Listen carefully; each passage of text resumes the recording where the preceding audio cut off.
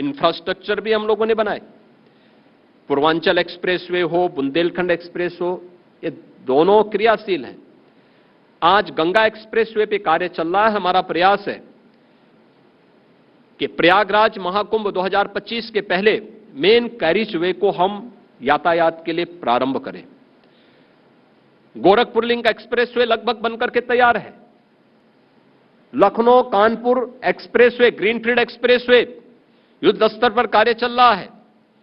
दिल्ली मेरठ के बीच 12 लेन का एक्सप्रेसवे प्रारंभ हो चुका है। उत्तर प्रदेश देश के अंदर सबसे अधिक एक्सप्रेसवे रखने वाला राज्य है। उत्तर प्रदेश देश के अंदर सबसे अधिक सिटी में पब्लिक ट्रांसपोर्ट की बेहतरीन सुविधा, मेट्रो का संचालन करने वाला राज्य है। और उत्तर प्रदेश आज के दिन पर देश के अंदर सबसे अधिक एयरपोर्ट वाला राज्य भी बन चुका है। याद करिए 2017 के पहले उस समय लगभग 22 करोड़ की आबादी उत्तर प्रदेश के अंदर निवास करती थी, लेकिन 22 करोड़ की आबादी के लिए 2 एयरपोर्ट थे जो क्रियाशील थे, मात्र 2 एयरपोर्ट, एक लखनऊ का, एक वाराणसी का। आंशिक रूप से क्रियाशील था गोरखपुर और आगरा, लेकिन आज उत्तर प्रदेश के 11 एयरपोर्ट पूरी तरह क्रियाशील हैं। 4 इंटरनेशनल एयरपोर्ट के साथ उत्तर प्रदेश कार्य कर रहा है और इस वर्ष के अंत तक हम लोग एक नया इंटरनेशनल एयरपोर्ट, जो केवल एयरपोर्ट नहीं होगा, भारत का सबसे बड़ा एयरपोर्ट होगा, वह है जेवर एयरपोर्ट। जेवर एयरपोर्ट का निर्माण कार्य भी उत्तर प्रदेश करने में सफल हो चुका होगा।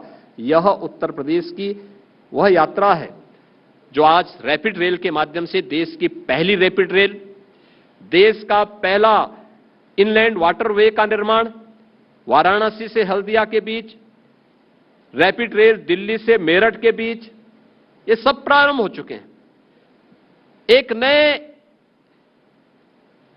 इस नए उत्तर प्रदेश में हम लोग नए औद्योगिक क्षेत्र भी स्थापित कर रहे हैं। झांसी के पास 36,000 एकड़ लैंड में बीडा के नाम पर एक नया औद्योगिक क्षेत्र का विकास करने के लिए सरकार ने कदम आगे बढ़ाए हैं।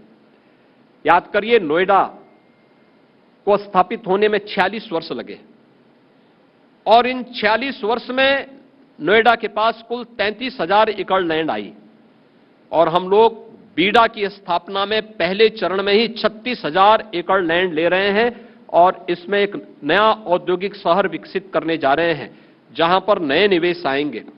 आज आप उत्तर प्रदेश के अंदर पूरब में जाइए, जो निवेश 40 लाख करोड़ रुपए के भी हैं, ये केवल एक क्षेत्र विशेष में नहीं है, पश्चिम में भी हैं, पूरब में भी हैं, मध्य में भी हैं, तो बुंदेलखंड में भी हैं, सर्वत्र ये सारी चीज, ये सभी निवेश हर जनपद में कुछ ना कुछ जरूर आया है।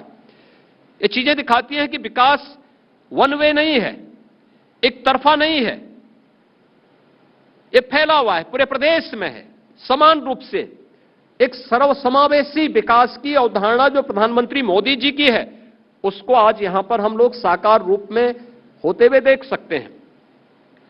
एक तरफ उत्तर प्रदेश आर्थिक विकास के इस नए प्रतिमान को स्थापित कर रहा है, दूसरी ओर हमारा यह भी मानना है कि विकास ये तभी सार्थक हो सकता है जब हम अपने विरासत को भी इसके साथ जोड़ करके कार्य करेंगे। विरासत और विकास का एक अद्भुत संगम उत्तर प्रदेश बन रहा है। उत्तर प्रदेश ने अपनी विरासत को पहचाना है। काशी में काशी विश्वनाथ धाम प्रधानमंत्री मोदी जी के विजन के अनुरूप आज देश और दुनिया को अपनी ओर आकर्षित कर रहा है। अयोध्या में अयोध्या धाम एक नया टूरिस्ट डेस्टिनेशन के रूप में देश और दुनिया को अपनी ओर आकर्षित कर रहा है। विंध्यवासिनी धाम में मां विंध्यवासिनी के भव्य कॉरिडोर के निर्माण का कार्य लगभग पूरा हो चुका है। लाखों की संख्या में श्रद्धालु आज वहां पहुंच रहा है।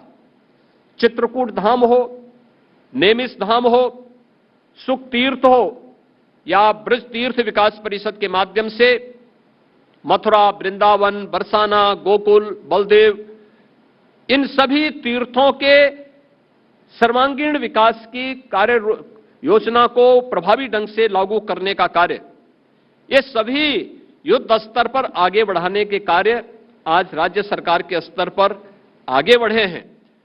मैं विश्वास के साथ कह सकता हूं कि हो सकता है कि बीच का कालखंड उत्तर प्रदेश के राजनीतिक नेतृत्व के कारण एक अंधकार का समय रहा हो, लेकिन अब ये वर्तमान का एक कालखंड उत्तर प्रदेश अब देश के विकास का बैरियर नहीं, बल्कि उत्तर प्रदेश अब भारत के आर्थिक विकास के ग्रोथ इंजन के रूप में अपनी भूमिका का निर्वहन करने के लिए पूरी मुस्तैदी के साथ तैयार है, पूरी मजबूती के साथ खड़ा है। और उत्तर प्रदेश अपनी इस भूमिका के निर्वहन के साथ जुड़ करके भारत को प्रधानमंत्री मोदी जी की $5 ट्रिलियन की इकोनॉमी बनाने के लक्ष्य की दिशा में उत्तर प्रदेश अपनी भूमिका का निर्वहन पूरी मजबूती के साथ, पूरी प्रतिबद्धता के साथ करेगा। मुझे पूरा विश्वास है कि जो कार्य योजना उत्तर प्रदेश ने लागू की है, सुरक्षा की, संस्कृति की, समृद्धि की, यह आने वाले समय में भी हम सब के लिए को देखने को मिलेगी। उत्तर प्रदेश सुरक्षित होगा, विकास के मार्ग पर अग्रसर होगा, तो इसका लाभ पूरे देश को भी प्राप्त होगा। शिखर सम्मेलन इन मुद्दों को आम जन तक पहुंचाने का एक माध्यम बने। मैं एबीपी न्यूज को, एबीपी ग्रुप को इसके लिए हृदय से धन्यवाद दूंगा कि उन्होंने प्रदेश की राजधानी में आकर के इस शिखर सम्मेलन के माध्यम से उत्तर प्रदेश की संभावनाओं को देश के सामने और प्रदेश के अपने दर्शकों के सामने प्रस्तुत करने के इस कार्यक्रम के साथ वे जुड़ रहे हैं।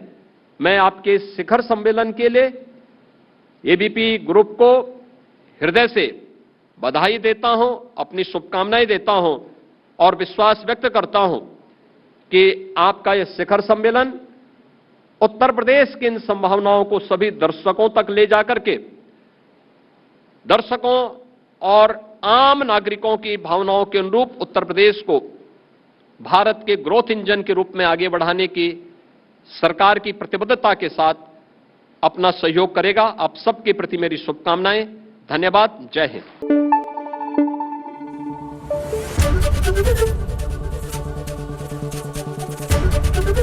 एबीपी न्यूज आपको रखे आगे।